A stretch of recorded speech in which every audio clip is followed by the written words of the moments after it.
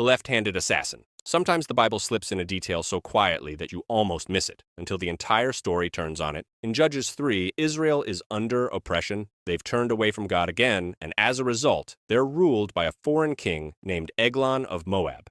The text tells us Israel cries out for help, and God raises up a deliverer. His name is Ehud, and then Scripture tells us something strangely specific. Ehud, the son of Gera, the Benjamite, a left-handed man, Judges 3:15. That's it. No commentary, no explanation, just left-handed. Why mention that at all? Because in this story, that pointless detail is the key to everything.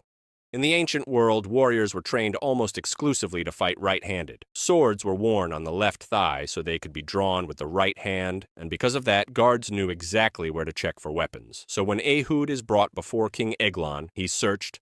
The guards check the left thigh, nothing there, he's cleared. What they don't check is the right thigh, because no one expects a weapon there, but Ehud is left-handed. Judges 3:16 tells us he had made a double-edged sword and strapped it to his right thigh. That small difference, something most people would overlook, becomes the opening God uses to deliver an entire nation. Ehud is allowed into the king's private chamber, alone, unarmed, or so they think. And then Scripture says, Ehud reached with his left hand, took the sword from his right thigh, and thrust it into his belly. Judges 3:21.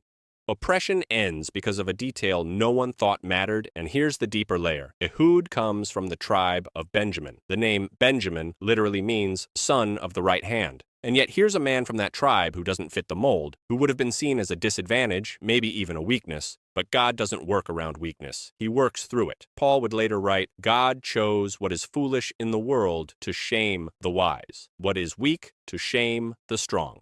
1 Corinthians 1:27.